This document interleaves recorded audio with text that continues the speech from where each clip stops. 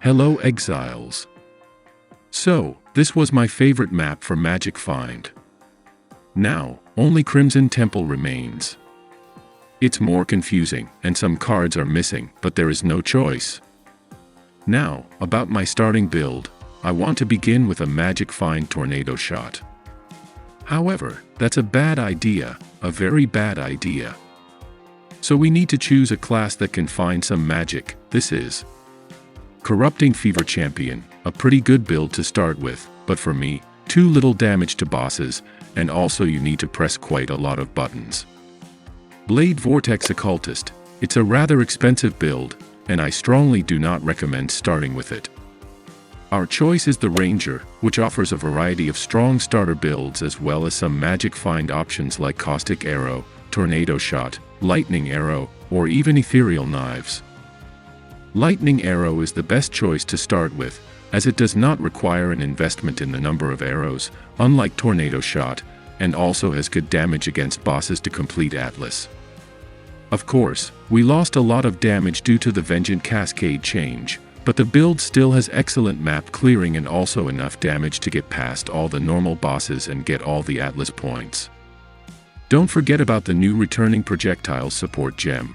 Although it will have less damage from returning projectiles, it will be one of the best support gems for Lightning Arrow.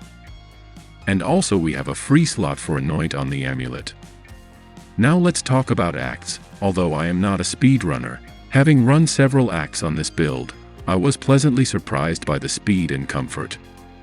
In the first act after Hillock we will use Galvanic Arrow with Mirage Archer up to level 12. For additional damage on bosses or rare mobs we will use Shrapnel Ballista. At level 12 we can immediately take the Lightning Arrow and do axe with it, or use Rain of Arrows until we get 4 Link. It is my personal inclination to embrace the Lightning Arrow right away, coupled with the support of Mirage Archer and the lesser multiple projectiles modifier. In the second act, we will use 2 Heralds of your choice. They all give flat elemental damage, and if there are free sockets, you can use Frenzy with Mana Forged Arrow to get Frenzy charges. In Act 3, we'll be replacing one of our Heralds with an Anger Aura, which will give us a lot of flat fire damage. Thus, until the end of the acts, we will use one Aura that reserves 50% of mana, and one Herald for 25% of mana. In my case it is Herald of Ice, so we do not need passive skills for mana reservation up to maps. If desired, Herald of Ice can be replaced with Arctic Armor to gain freeze immunity. Also, after killing Piety, a recipe for flat lightning damage will be available to us. I highly recommend crafting it for 1 or 2 items. This will give us a huge increase in damage. At the end of the third act, we will be able to go through our first labyrinth, choose Deadeye as the ascent, and choose Gathering Winds. This will give us a tailwind that will significantly speed up our character. We will also replace our Shrapnel Ballista with a more powerful Artillery Ballista. After Act 3, there will be no more significant changes in the build until the maps. We need to gradually improve our equipment, look for weapons with high flat damage and so on. Now let's talk a little about the leveling tree. First, we navigate through small passives that grant us increased projectile damage. Subsequently, we acquire Primal Spirit to address any missing attributes, ensuring our ability to utilize Frostblink and War Banner without concerns about meeting attribute requirements. I also promptly acquire Aspect of the Lynx, which not only provides increased damage but, most notably, grants us a 5% increase in movement speed. Next, we'll augment our movement speed with Quickstep and then acquire Precise Technique, a notable choice that boosts our damage by 40% while eliminating critical hit chance. It is also worth paying attention that our accuracy should always be higher than our life. Next we go to Graceful Assault, so we will get Onslaught for 4 seconds on kill, which will make our character even faster. Next, we acquire the Keystone Point Blank, which imparts an additional 30% more damage to nearby enemies. Additionally, we allocate points on the tree to bolster our life pool. Moving forward, we'll incorporate Mana Leech into our build and also invest in a cluster focused on elemental damage. This cluster provides a remarkable mastery, hits have a 25% chance to treat enemy monster elemental resistance values as inverted. This modification will significantly enhance our overall damage output. Next in line is piercing shots, which will give us 3 pierce, which will greatly improve the clear speed.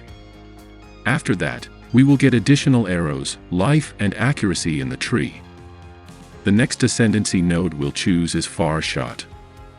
This node bestows a 60% damage boost for targets situated far from us, prompting us to relinquish the point-blank keystone. The final climbing talent will be Endless Munitions, which will further improve our clear speed. After the axe, we will continue to play without critical hits for a while. First, we will need a good bow that has about 700 elemental DPS, then too the taming will be an excellent choice of inexpensive rings that will cover all our resistances and in addition will give a lot of increased elemental damage. Do not forget about the recipe for this ring. We will need 3 Barex rings, so we can save a lot of currency. At the beginning of this league the taming cost about 25 chaos, while 3 of these rings cost 16 chaos. Next, we will need to farm some currency on KM's Spirit and Val's Vision to use Berserk in our build. After all this, we can move on to the final build for us, collecting the crit chance and multiplier. This is enough for us to comfortably complete Atlas. After which we can start compiling the MF version of the build. Now a little about the Atlas at the start. You want the Atlas? Take it! It's yours. The tree has changed a bit and new keystones have been added that I want to test, but first we will focus on the nodes that give a chance to drop map 1 tier higher throughout the Atlas. Next, I plan to farm Syndicate for recipes and experience, as well as Legion and Expedition to get the first currency. You can also take nodes for Shrine and Spirits, which with new changes will allow you to easily pass any maps. It will feel almost like Headhunter or a couple of Inspired Learning. This is how my start will look like. Write in the comments on which build you start, and what you plan to farm for the first time, as well as how you want a new league and changes. I really like the tattoos from the new league mechanics, because using Elegant Hubris with Caspiro it will be possible to replace all the nodes that give dexterity to movement speed. Also, do not forget to subscribe to the channel so as not to miss the release of the video at the start of the league. I plan to do something like a build diary.